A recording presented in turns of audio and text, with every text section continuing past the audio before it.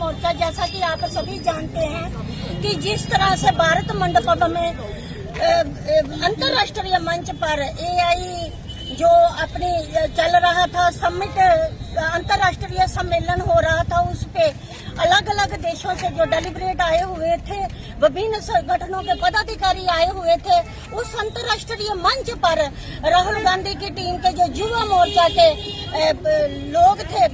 वो आए और उन्होंने अपनी शर्टलेस होकर जो शर्मनाक हरकत की है उसका प्रोटेस्ट हमारी जो है बीजेपी महिला मोर्चा करती है और जमीनी स्तर पर करती है। और हम ये कहते हैं कि ये एक व्यक्ति विशेष का विरोध नहीं था, ये प्रधानमंत्री नरेंद्र भाई मोदी का विरोध नहीं था, ये पूरे देश का अपमान हुआ है। ये देश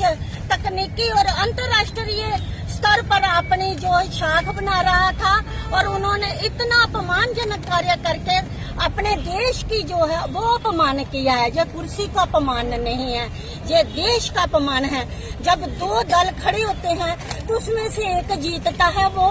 प्रधानमंत्री राष्ट्रपति की चेयर पर विराजमान होता, वो व्यक्ति विशेष नहीं होता, वो एक गरिमा में पद है। अगर बीजेपी सत्ता पर है तो उसका जो अगर प्रधानमंत्री बैठा है तो वो पूरे देश का प्रधानमंत्री बना है। पूरे देश का मतलब वो पूरे देश को सुविधा दे रहा है, ना कि अपनी बीजेपी को सुविधा दे रहा है। जमीनी स्तर से लेकर हर तरह की सुविधा लोगों को मिल रही है, उसमें कोई पार्टी का उसमें नुमाइंदा नहीं है कि कांग्रेस को ये सुविधा नहीं मिलेगी, आम आदमी पार्टी को नहीं मिलेगी या दूसरे विरोधी दलों को नहीं मिलेगी।